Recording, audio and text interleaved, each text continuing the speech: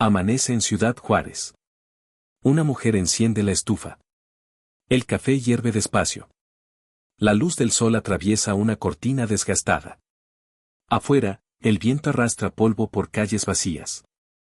Es una mañana como tantas otras. Ella espera. No sabe exactamente qué espera, pero lo hace. Cada mañana es lo mismo, el ruido de la puerta, los pasos conocidos, la voz que pregunta qué hay de comer. Pero hoy, como ayer, y como hace 3 días, no llega nadie. Ella no llama a nadie. No pregunta. No sale a la calle a gritar el nombre de su hijo. Simplemente espera. En Ciudad Juárez, en el año 2010, aprender a esperar en silencio se convirtió en una forma de supervivencia.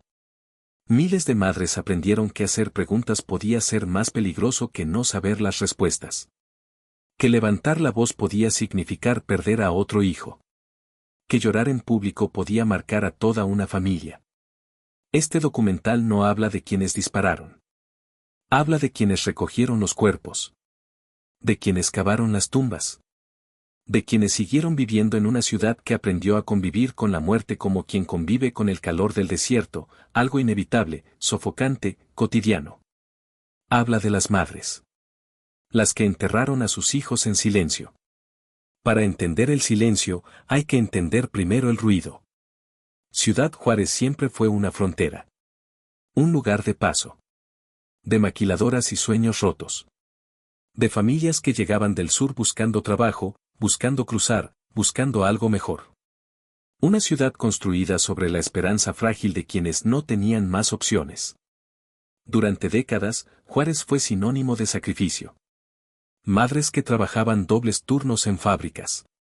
Padres que cruzaban la frontera cada semana para enviar dinero. Hijos que crecían rápido, demasiado rápido, entre calles sin pavimentar y escuelas sin recursos. Pero también fue una ciudad de resistencia. De vecinos que se cuidaban entre sí. De familias que, a pesar de todo, seguían adelante. Hasta que algo cambió. A finales de los 2000, el miedo comenzó a instalarse. No de golpe. No con un evento específico. Fue algo gradual, como una sombra que crece al atardecer. Las madres empezaron a notar cosas.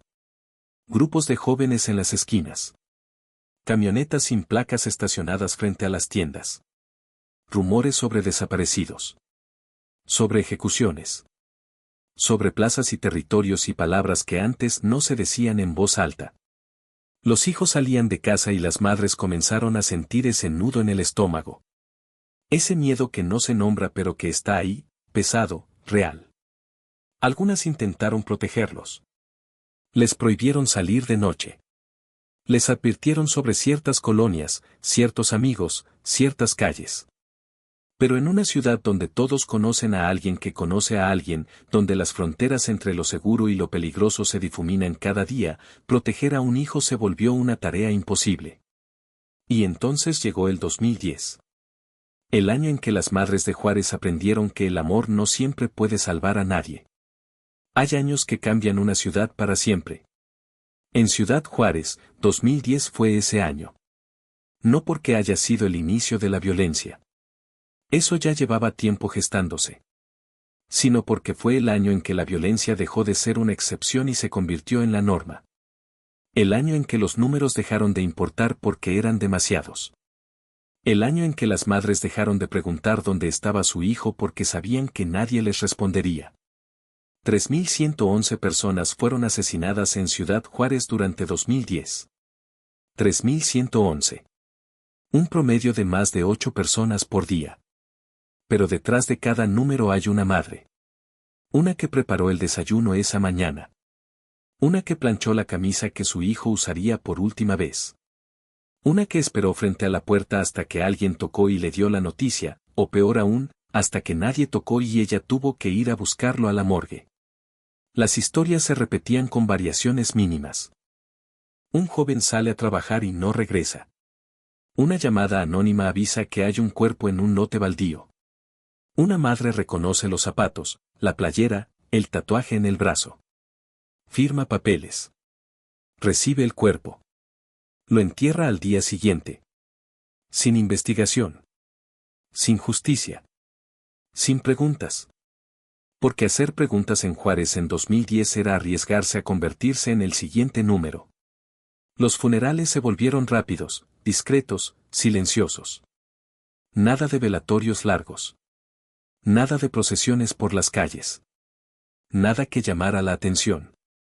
Las familias aprendieron a llorar hacia adentro. A guardar el dolor en cajas que nunca se abrirían del todo.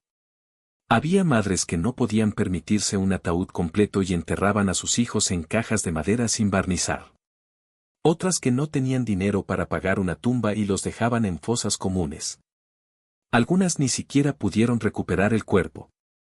Solo supieron que su hijo había muerto porque alguien se los dijo, porque alguien lo vio, porque su nombre apareció en una lista de los periódicos que cada mañana publicaban páginas enteras de ejecutados. Y las autoridades no estaban. La policía, infiltrada o aterrada, miraba hacia otro lado. El ejército patrullaba las calles pero no protegía a nadie. Los fiscales archivaban casos sin investigar. Los medios reportaban los asesinatos como si fueran el clima, información repetitiva, inevitable, sin consecuencias. El Estado abandonó a Ciudad Juárez. Y las madres lo sabían. Por eso callaron.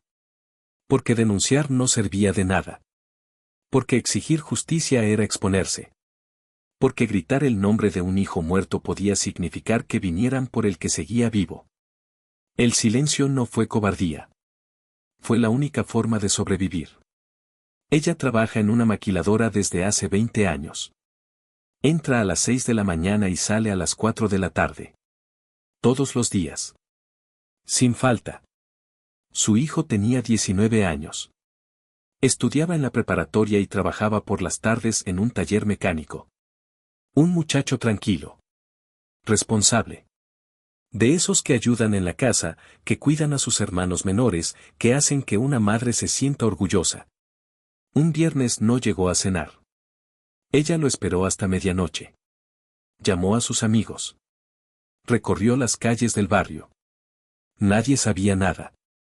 El sábado por la mañana, un vecino tocó a su puerta. Le dijo que habían encontrado a su hijo.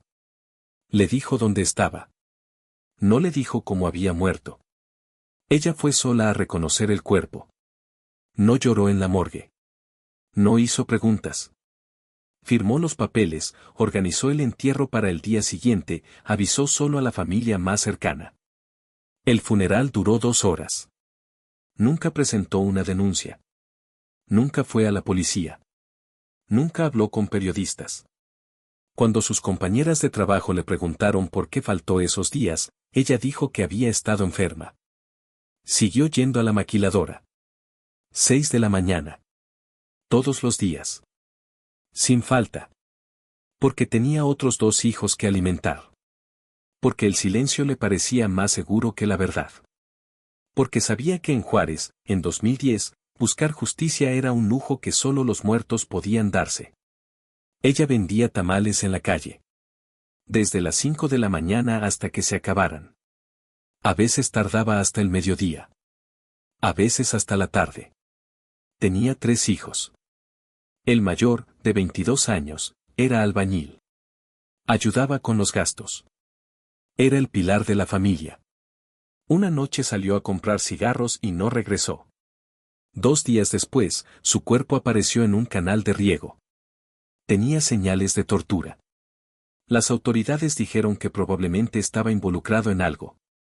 Que seguro debía dinero. Que tal vez trabajaba para alguien. Ella sabía que no era cierto. Su hijo trabajaba de sol a sol. No tenía tiempo para meterse en problemas. No tenía enemigos. Pero nadie la escuchó. El informe policial cerró el caso como ajuste de cuentas. Sin investigación. Sin seguimiento. Ella gritó en la comandancia. Exigió que revisaran. Que buscaran testigos. Que hicieran algo. Un agente la miró con cansancio y le dijo, «Señora, hay cientos de casos como el suyo. No podemos ayudarla». Salió de ahí sabiendo que su hijo sería un número más. Una estadística. Un nombre olvidado. Lo enterró un miércoles por la tarde. Llovía. Solo fueron ella, sus otros 2 hijos y una prima. Después de eso, dejó de vender tamales en esa esquina. Se mudó a otra colonia. Cambió de rutina. Dejó de hablar del tema. Porque entendió que la justicia no llegaría. Que nadie pagaría por lo que le hicieron a su hijo. Que el sistema que debía protegerla había decidido, hace mucho tiempo, que ella no importaba. Ella era maestra de primaria. Llevaba 15 años enseñando en la misma escuela. Conocía a sus alumnos por nombre. Conocía a sus familias. Era parte de la comunidad. Su hijo tenía 17 años. Cursaba el último año de preparatoria. Quería estudiar ingeniería. Era un buen estudiante. Un día, al salir de clases, unos hombres lo interceptaron. Le dijeron que trabajara para ellos. Que necesitaban gente joven. Que le pagarían bien. Él dijo que no. Le dijeron que lo pensara. Esa noche, su hijo le contó todo. Ella sintió que el suelo se abría bajo sus pies. Al día siguiente, empacó lo indispensable. Metió a sus 2 hijos en un autobús. Dejó su casa, su trabajo, su vida. Se fueron a Chihuahua. Luego a Torreón. Finalmente terminaron en Monterrey. Nunca regresó a Ciudad Juárez. Años después, se enteró de que varios de sus exalumnos habían sido asesinados. Algunos de los que habían dicho que sí a esa oferta. Otros de los que, como su hijo, habían dicho que no. Ella sigue viva. Su hijo también. Pero lleva más de una década sin pisar la ciudad donde nació.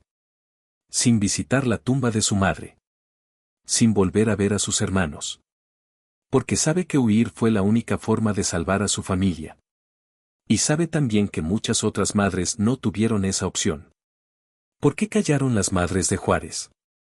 La respuesta es tan compleja como obvia. Porque tenían miedo. Un miedo concreto, específico, justificado. No era paranoia. No era exageración. Era la certeza de que hablar podía costar otra vida.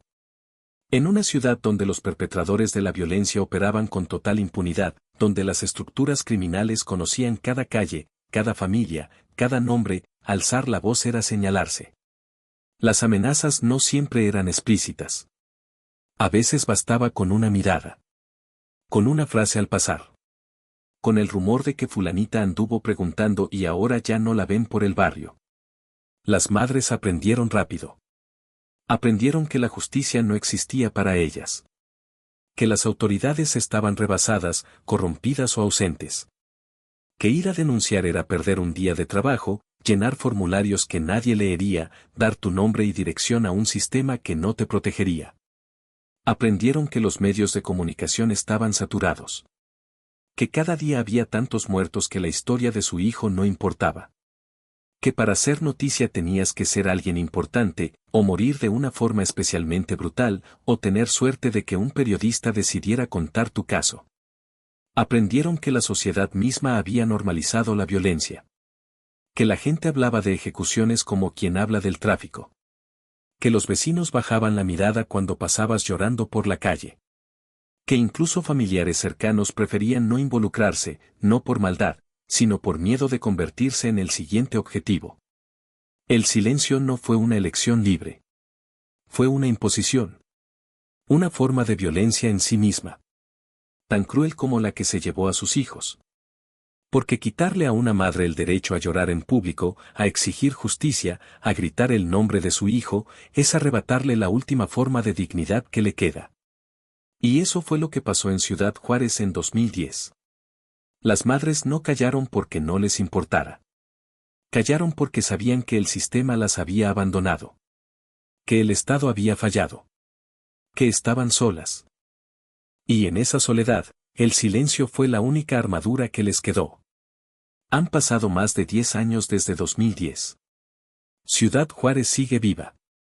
La gente sigue trabajando, estudiando, naciendo, muriendo. Las maquiladoras siguen funcionando. Los niños siguen yendo a la escuela. La vida continúa, como siempre continúa, con la terquedad de quienes no tienen más opción que seguir adelante. Pero la ciudad quedó marcada. Hay heridas que no se ven en los edificios ni en las calles. Están en la memoria. En el miedo que nunca se fue del todo. En las madres que ahora son abuelas pero que siguen esperando, aunque ya no sepan bien qué esperan. Algunas de esas madres todavía viven en las mismas casas. Todavía preparan café en las mismas estufas. Todavía miran por la ventana cada mañana, como si algo fuera a cambiar. Otras se fueron. Dejaron la ciudad porque quedarse era revivir el dolor todos los días. Porque cada esquina les recordaba a su hijo. Porque el silencio se volvió tan pesado que necesitaban respirar en otro lugar. Y otras ya no están. Se fueron llevándose su dolor, su silencio, su rabia contenida. Sin haber visto justicia. Sin haber podido hablar. Pero su historia no puede quedarse enterrada con ellas. Porque lo que pasó en Ciudad Juárez en 2010 no fue solo una crisis de seguridad. Fue un colapso moral. Un recordatorio brutal de lo que ocurre cuando un Estado decide que algunas vidas valen menos que otras. Cuando la justicia se vuelve un privilegio y no un derecho. Cuando el miedo se convierte en política de Estado. Las madres de Juárez no pidieron ser heroínas. No quisieron ser mártires. Solo querían que sus hijos llegaran a casa. Solo querían vivir en paz. Solo querían lo que cualquier madre quiere, ver crecer a sus hijos. Pero la historia les arrebató eso. Y después les arrebató también el derecho a llorar. Este documental es un intento de devolverles la voz. De recordar que detrás de cada estadística hay una mujer que cocinó, que trabajó, que amó, que esperó. Que detrás de cada entierro silencioso hay una madre que nunca dejó de ser madre, aunque ya no tuviera a quien cuidar. Porque las madres de Juárez no merecían el silencio que les impusieron. Merecían ser escuchadas. Merecían justicia. Merecían que su dolor importara. Y aunque hoy, más de una década después, muchas de ellas sigan esperando, sigue siendo necesario decir sus nombres. Recordar sus historias. Honrar su memoria. Porque en Ciudad Juárez, 2010 no solo enterró a miles de jóvenes. También obligó a sus madres a guardar silencio. Y ese silencio sigue resonando hasta hoy.